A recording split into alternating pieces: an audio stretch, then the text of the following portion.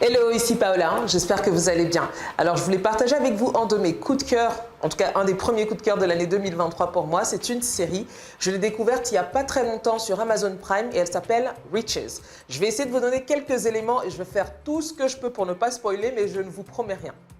Alors de quoi parle la série? Il s'agit en fait de l'histoire de Stephen Richards.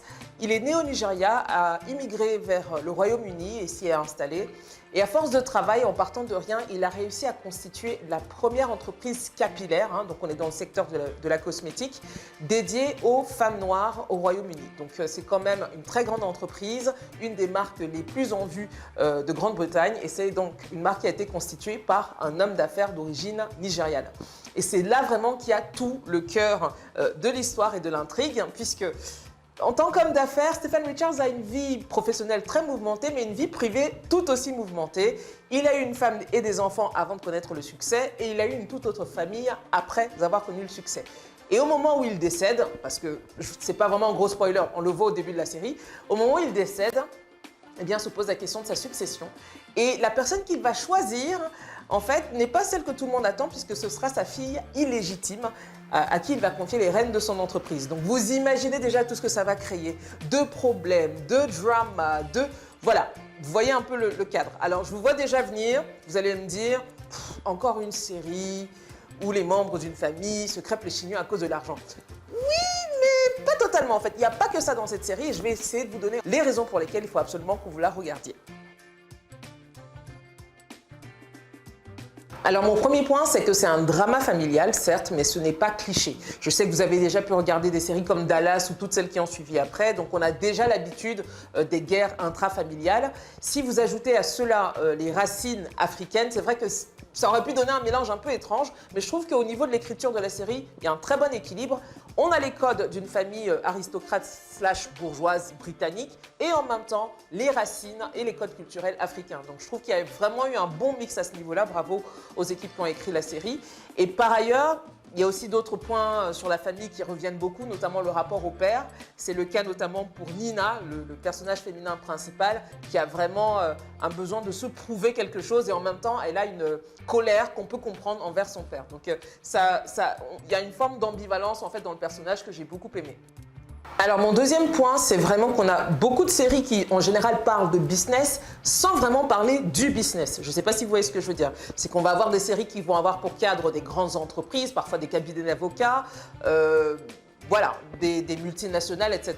Donc on va parler de manière très superficielle du business pour se concentrer sur les intrigues qui sont directement liées aux personnages, mais on va rarement avoir en fait des séries où on va rentrer dans le cœur du business pour voir de manière très concrète comment il est géré. C'est ce que j'ai aimé dans Riches, c'est qu'on est sur une entreprise familiale, mais qui en même temps doit s'adapter au code actuel. Donc c'est un vrai défi que beaucoup d'entreprises qui ont déjà 100 ans ou plus rencontrent, c'est comment on réussit à se renouveler tout en mettant en avant et en sauvegardant l'héritage familial. Donc c'est vraiment une notion qui revient beaucoup dans la série. Je vais soulever 2 points pour ne pas être trop longue. Par exemple, il y a cette question de l'entreprise traverse une phase assez compliquée sur le plan financier. Qu'est-ce qu'on fait?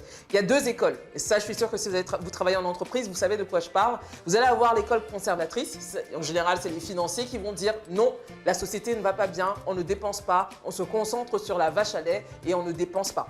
Et de l'autre côté, vous allez avoir le côté marketing, c'est nous, qui va dire non, en fait, justement parce que la société est en crise, ou que du moins les ventes ralentissent, il faut créer un nouveau produit, il faut vraiment générer encore plus d'intérêt auprès du public et des clients pour créer plus de ventes. Donc, en gros, il faut investir. Et c'est vrai qu'en général, il y a un peu un conflit entre ces 2 approches-là. On retrouve ça dans la série Riches, donc j'ai vraiment apprécié. Je me suis dit, tiens, voilà, ça c'est une série business qui m'intéresse. L'autre point aussi que je peux soulever, c'est les questions de management.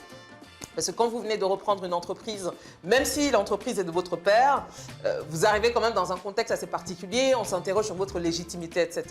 Et là, je ne parle même pas de Nina, mais je parle plutôt d'Alesha, qui est une des autres filles de Stephen Richards, le fondateur de la société, donc qui s'appelle Flair and Glory, j'ai oublié de le dire. Et donc voilà, elle a des problèmes pour, par exemple, apprendre à déléguer. Et sa sœur va lui donner quelques conseils à ce niveau-là. Donc ça, c'est quelques exemples que l'on trouve dans la série. Et j'ai vraiment trouvé ça intéressant que pour une fois, on ne parle pas juste du business en termes de cash, mais on parle de choses très concrètes. Il y a aussi un passage sur est-ce qu'il faut faire rentrer des investisseurs dans son business ou pas. Voilà, je ne vous en dis pas plus, mais vraiment, si vous êtes entrepreneur ou même que vous travaillez dans le milieu corporate, je vous recommande de regarder la série, ne serait-ce que pour ces raisons-là. Le troisième point, mais je ne vais pas m'attarder dessus, c'est la question du racisme. Alors, la série est tournée d'un point de vue afro-britannique et en fait, ça soulève encore une fois ce qu'on savait déjà, c'est-à-dire que peu importe votre niveau dans la société, même si vous avez travaillé très dur et que vous avez réussi à vous hisser au plus haut sommet sur les strates sociales, bah en fait, on vous rappelle toujours que vous êtes noir, / que vous êtes africain.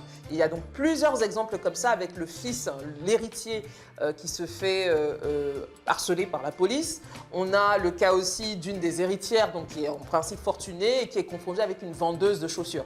Bref, vous allez voir ça dans la série, ça revient très souvent. Je me suis dit que ça revenait, qu'ils auraient pu approfondir un tout petit peu, mais peut-être que ce sera pour la saison 2. Mais en tout cas, c'est un point que je tenais à soulever. Donc voilà, pour finir, je pense que je vous ai donné quelques arguments. Alors, il n'y a pas que des points positifs, mais il y a très peu de points négatifs. Si je dois en citer deux, bon, il y a quelques raccords, mais c'est vraiment des détails. Hein. Typiquement, il y a une scène où Nina sort de la piscine, elle est complètement maquillée. Bon, je me suis dit, c'est pas très crédible, mais c'est vraiment des détails. Et l'autre point, c'est l'intrigue. Une des intrigues principales, c'est que, sans spoiler, il y a une personne qu'on recherche dans la série, mais enfin, quelqu'un qui a fait quelque chose dans la série, mais on ne sait pas qui. Donc on joue un peu au Cluedo pendant les, je crois, 6 épisodes que dure la première saison. À titre personnel, dès le 3e épisode, je savais déjà qui c'est. Je trouvais que c'était assez flagrant. Donc voilà, je trouve qu'ils auraient pu rendre les choses un peu plus compliquées à deviner. Mais c'est pas grave, ça ne gâche pas le plaisir qu'on a à regarder cette série. Et vraiment, j'espère qu'il y aura une saison 2 parce qu'elle le mérite. Donc n'hésitez pas à la regarder, c'est Riches. Et d'ailleurs, si vous l'avez regardé, dites-moi en commentaire ce que vous en avez pensé.